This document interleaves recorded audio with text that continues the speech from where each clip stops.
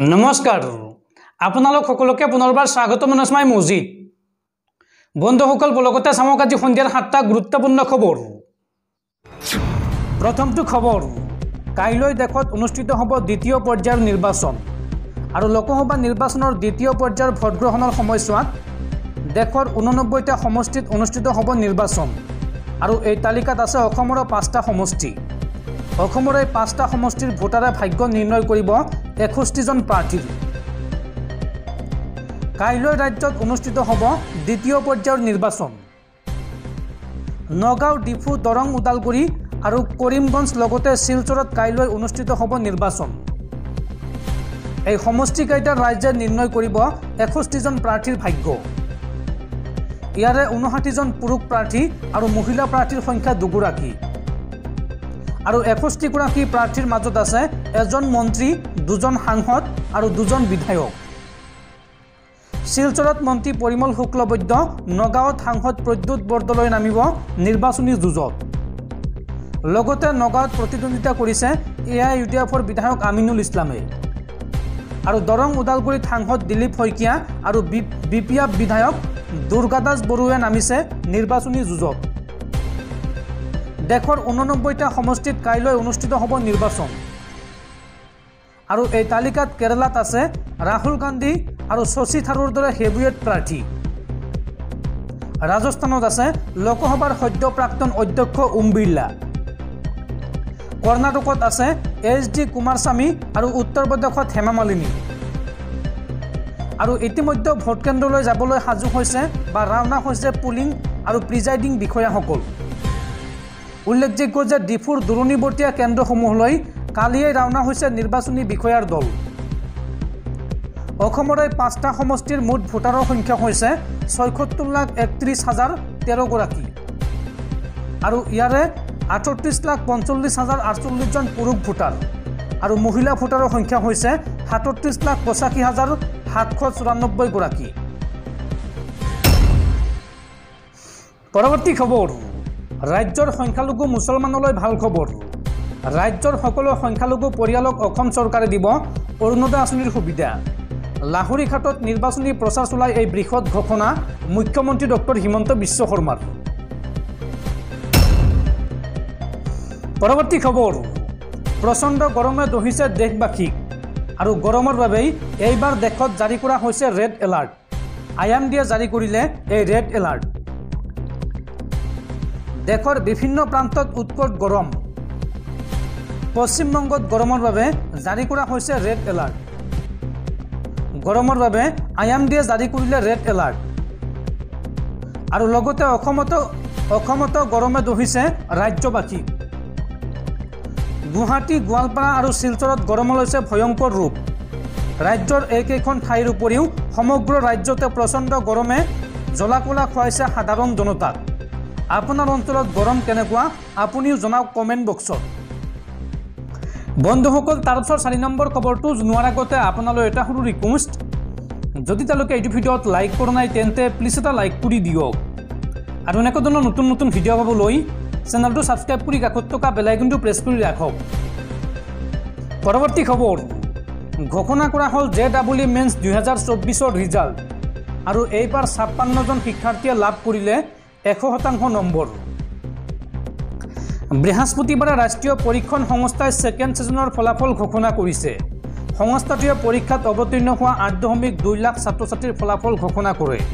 JEE men's 2024ৰ ফলাফল অনুসৰি 56 গৰাকী ছাত্ৰ-ছাত্ৰীয়ে 100% নম্বৰ লাভ কৰিছে JEE মেন্স 2024 পৰীক্ষাত অৱতীৰ্ণ হোৱা সকলো ছাত্ৰ-ছাত্ৰীয়ে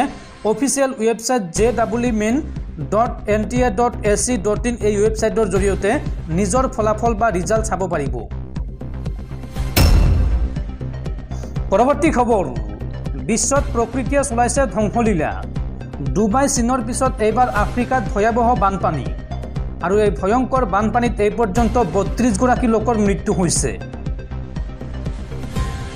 ধাৰাসাৰ বৃষ্টিপাতৰ পিছতে ভয়ংকৰ বানত হাহাকাৰ অৱস্থা জনতাৰ এই পৰ্যন্ত বানপানীত 32 গৰাকী লোকৰ মৃত্যুৰ খবৰ আহিছে ইখনৰ পিছত সিখন ৰাষ্ট্ৰত ভয়ংকৰ বান পৰিস্থিতি দেখিবলৈ পোৱা গৈছে ডুবাই চীনৰ পিছত এইবাৰ আফ্ৰিকাত ভয়াৱহ বান পূব আফ্ৰিকাৰ কেনিয়াত বানৰ ফলত হাহাকাৰ অৱস্থা কেনিয়াৰ ৰাজধানী চহৰ নাইৰোবিত সৰ্বাধিক ক্ষতি হৈছে যোৱা 24 ঘণ্টাতে মৃত্যু খাবটিছে 11 জনকৈ লোকে আৰু লাখ লাখ লোকক স্থানান্তৰ কৰা হৈছে অন্য ঠাইলৈ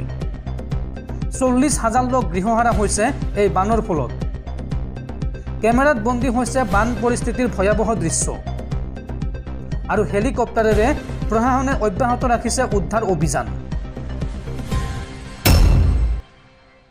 পৰৱৰ্তী খবৰ বিহাৰত ভয়ংকৰ নিৰ্বাচনী হিংসা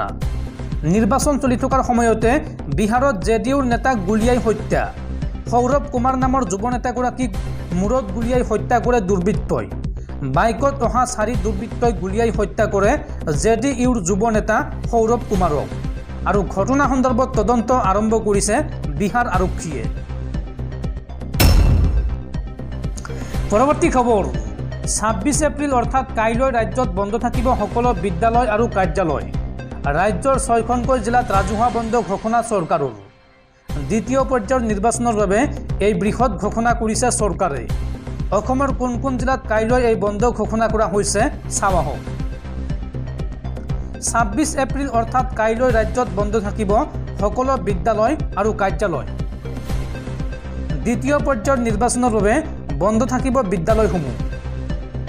অসমৰ কোন কোন জিলাত বন্ধ থাকিব চাওঁ আহক নগাঁও ডিফু কৰিমগঞ্জ শিলচৰ দৰং আৰু উদালগুৰিত বন্ধ থাকিব সকলো বিদ্যালয়ৰ লগতে চৰকাৰী বেচৰকাৰী কাৰ্যালয় ভোট গ্ৰহণৰ বাবে বিদ্যালয়সমূহ বন্ধ ঘোষণা কৰা হৈছে নিৰ্বাচনী প্ৰস্তুতিৰ বাবে ৰাজহুৱা বন্ধ থাকিব এই 6খনকৈ জিলাত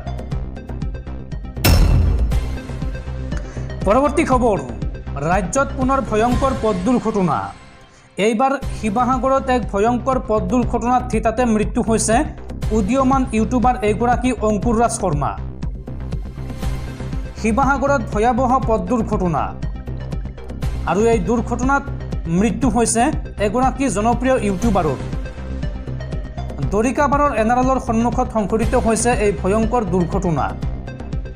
আৰু থিতাতে নিহত হৈছে ইউটিউবাৰ অংকুৰ ৰাজ শৰ্মা